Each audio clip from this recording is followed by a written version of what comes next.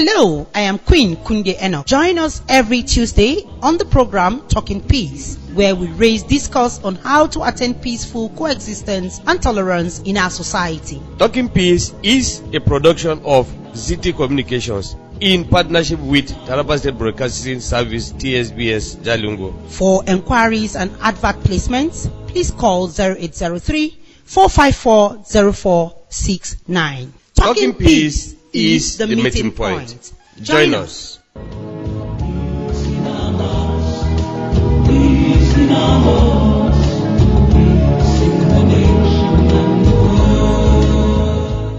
Hello, welcome to another edition of the program Talking Peace. Talking Peace is that platform where we find ways on how we can coexist peacefully in our communities. And today on the program, I have Mr. Koku Agbu Koku, who is the Assistant Director Administration, Non-Governmental Organizations and Partners Coordinator, Office of the Secretary of the Government of Taraba State. What a huge office you do occupy. You're welcome on Talking Peace, sir. Thank you very much, Queen. Thank you for your time. Thank you for your effort towards peace and building in Taraba State.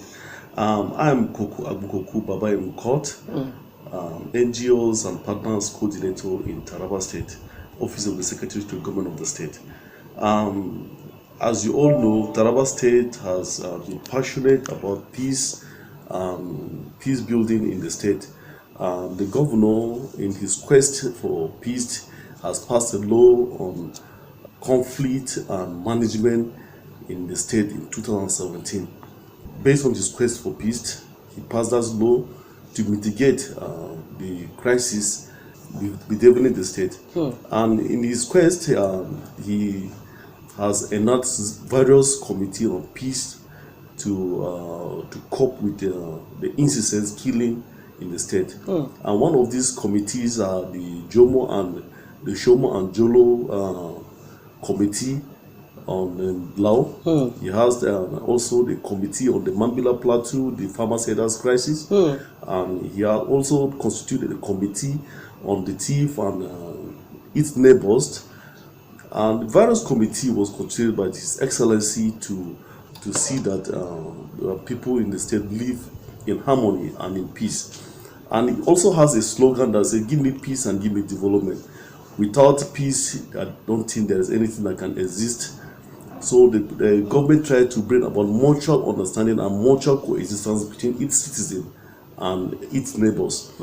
One of the partners with the state on the issue of peace are the United Nations Development Program. We also have the United Nations Women who are also on board on peace in Taraba State. And one of those things that was done partnering with the United Nations was the peace building initiatives, training of the populace on peace and how to coexist with one another in the state. Various peace building initiative was being carried out, and workshop was being carried out to sensitize the citizen of the state.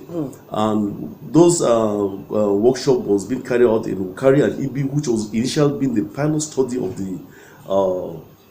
the United Nations Development Program Peace Initiative.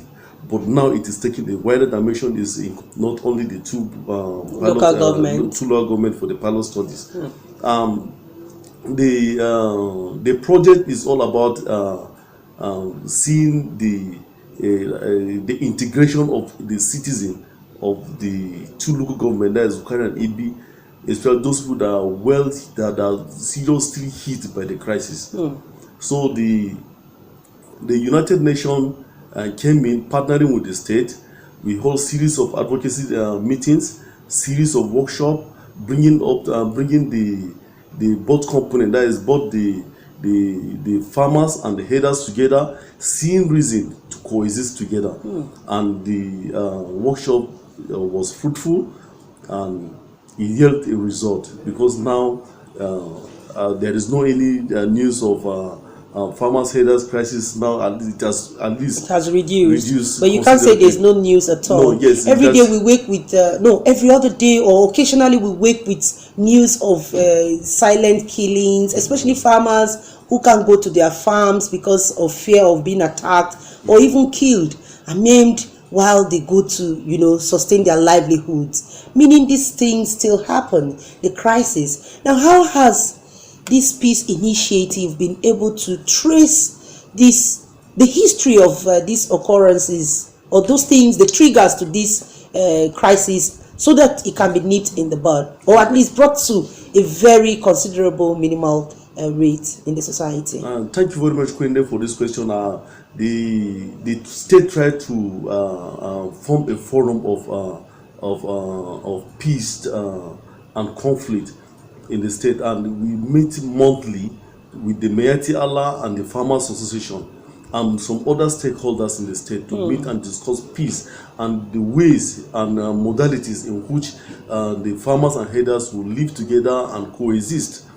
And one of those meetings was fruitful because there was last meeting we held last month.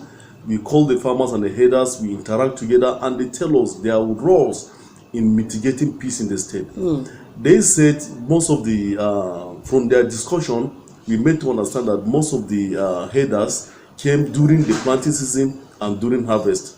And most of those people fermenting problems in the state are not the indigenous Fulani, are those migrants that pass. So how do you sort this? An invisible stranger, so to speak, claimed to have invaded these farmlands. How do you really stem that? Yes, it is in twofold. The government does its own part, and the farmers and the herders does their own part through their leaders. The government part is by creating more chiefdoms, so that the chiefdoms will have an insight on who the influx of herders into the community. And secondly, through the Mayati Allahs and the farmers.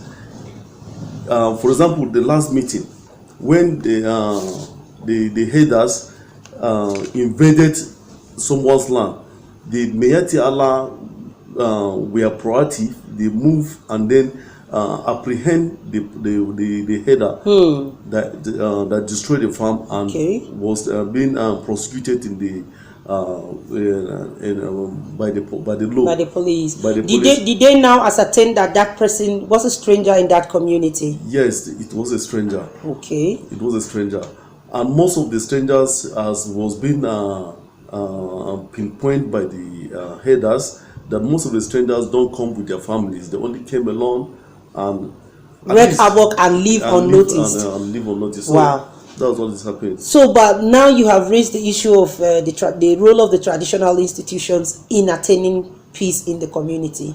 Very vital. Yes. And now you're saying the government has raised more chiefdoms so that some other persons will take leadership at this traditional institutional level to be able to. What's their role in this whole initiative you did talk about? Yes. First of all, let me just start by before answering your question. Let me. The United Nations partnering with the state government, we call all the traditional rulers, that is both Ukari, Ibi, Zeng, all the traditional rulers, the third class, second class, we call them and train them on how to mitigate crisis in their areas. It is a high-level workshop, and that was fruitful. I think if I can give you the template of that workshop, you know that yes, the state and the UN has done a lot of work to cope the crisis in the state.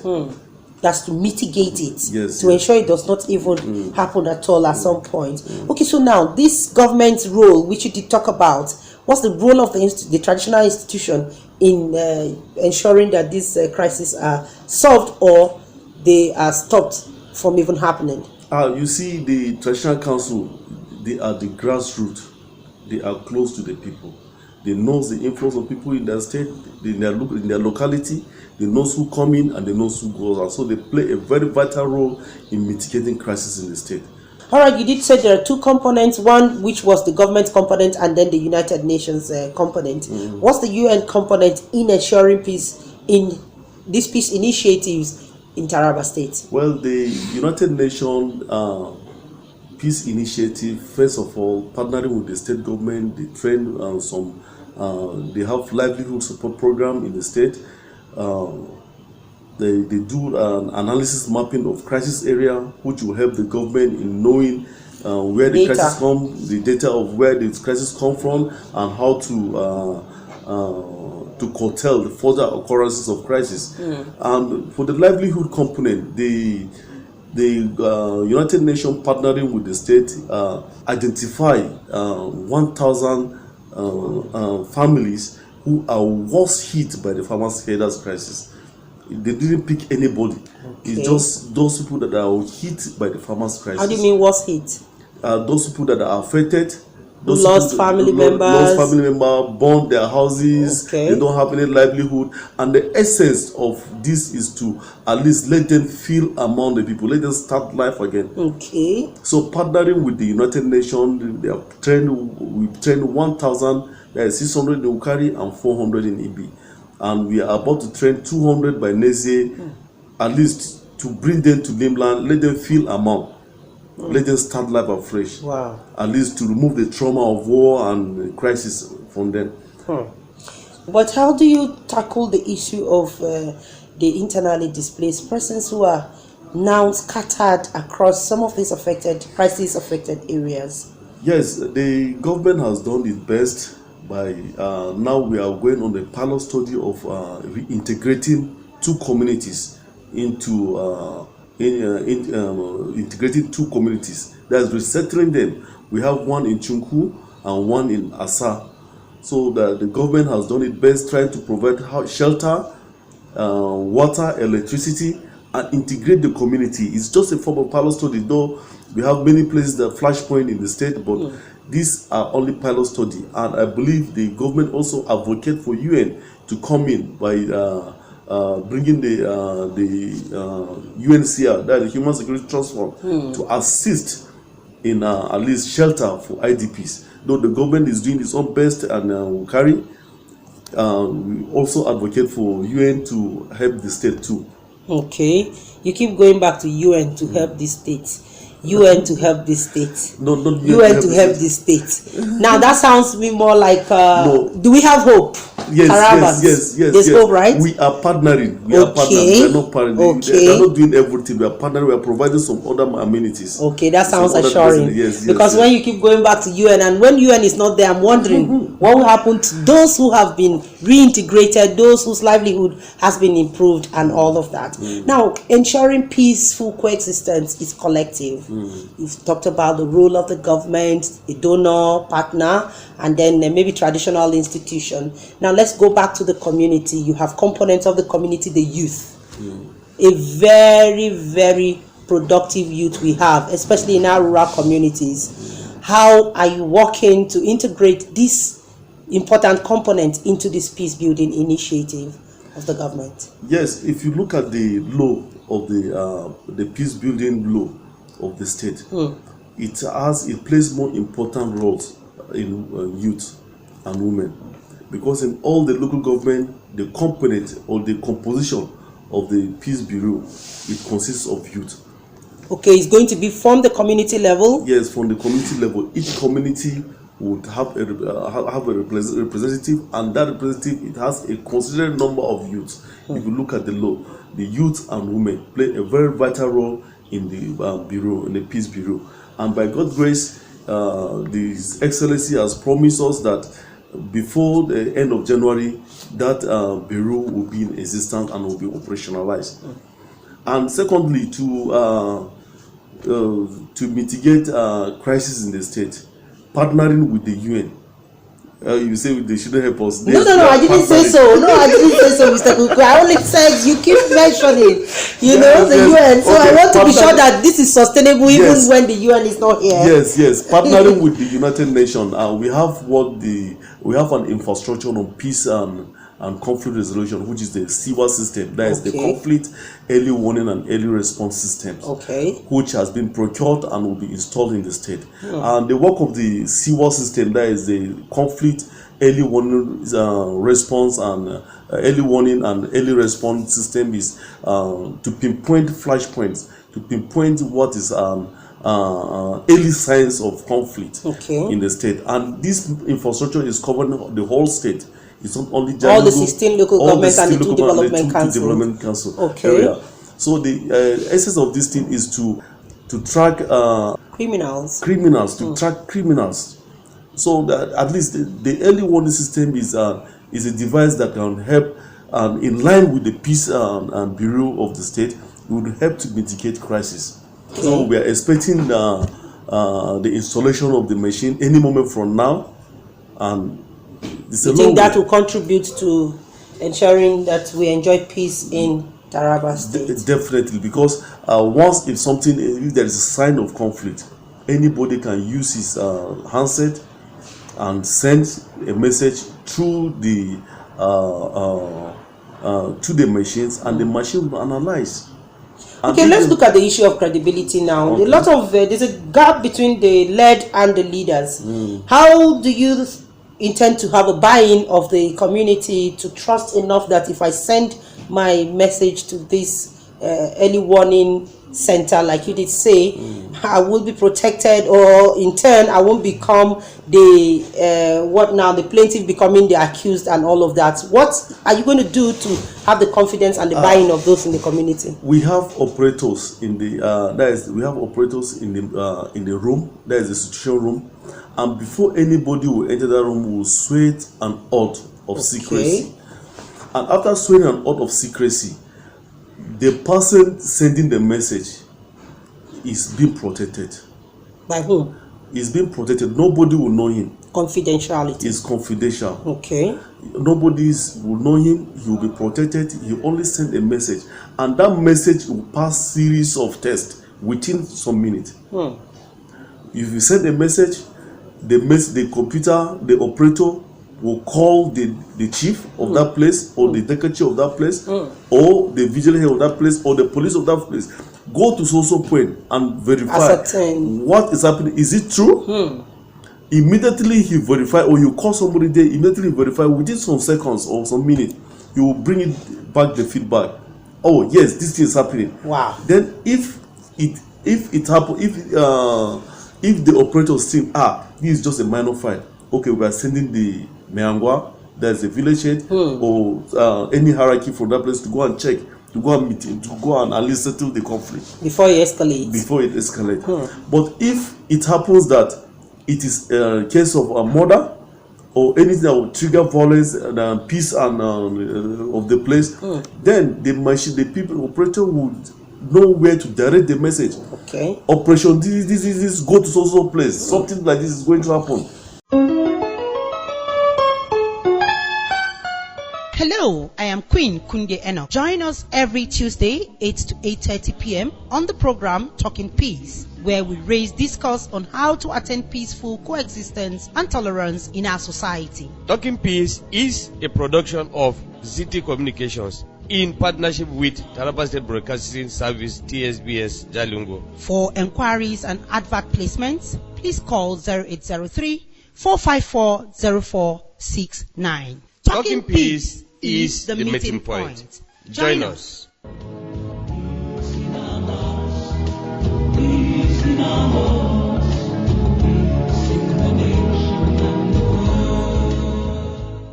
Wow, this is sounding like I don't want to use, maybe we're in New York or somewhere, but here in Taraba, this is going to happen. Yeah. How do you see the workability of it? I want you now to assess, in giving our terrain generally, poor network connectivity, internet facility, and then poverty. How do you see the effectiveness of this new innovation in attaining peaceful coexistence in the community? Well, you don't have to have internet to access the mobile app. Okay. The mobile app, you can access through the internet. You can send text message. That's SMS. SMS. The usual SMS, even without an Android. Without an Android, and you can send it without even having a credit in your phone. Wow. So you send message or use through an internet. Okay, this is sounding more complicated, and I don't want to say unbelievable. I believe in progress and I believe in innovations, but I'm sure you have at the time you will launch this, there's going to be a lot of sensitization to inform the public, especially those in the community, and assure them that this is going to work. There's going to be a trial period and all of that.